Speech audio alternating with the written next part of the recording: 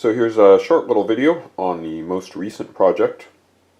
What we have here is a ESP32 with a bunch of wires hanging off. These are all touch sensors. And then a little AA, 2AA power supply. So 3 volts to run it. And it's going to be used for some remote controlling. So let's go outside. See if I can do this. Hold the camera.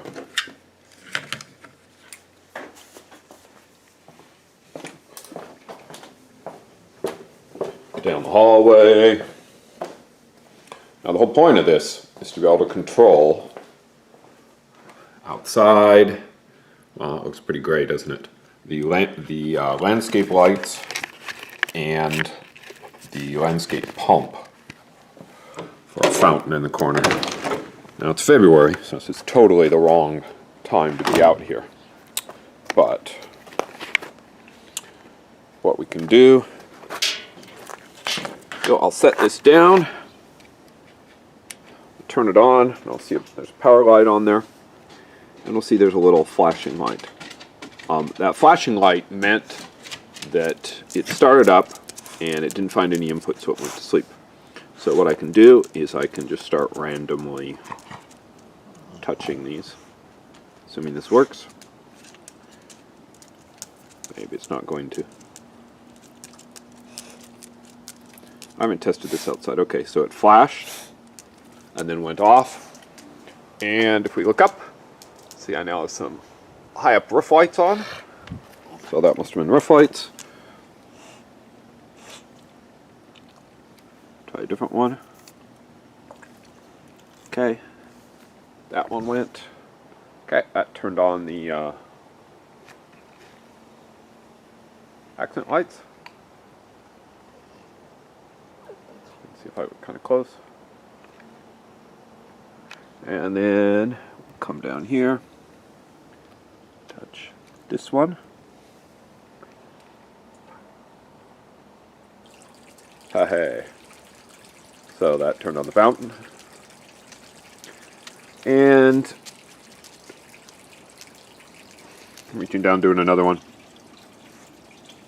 That may have been everything on. Okay, that's everything on. So there's some lights under this umbrella here. I won't show them to you, but they're on too. And let's see if I can get everything off. I think that's this one.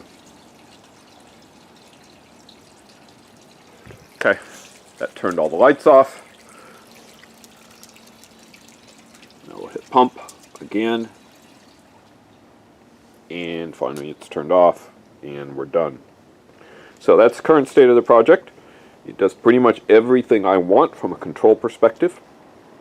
So basically hidden around the corner, as long as we're out here,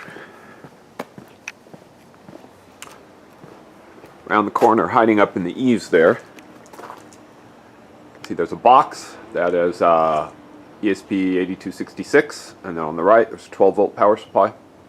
So that drives all the lights. So the lights have essentially a web interface, and what I'm doing on the ESP over here is just connecting to the internet or to the Wi-Fi, and then just sending a formatted request across to the other controller that turns things on and off. Now the only thing I have left on this, well, obviously it needs a real case rather than a breadboard, real touch things.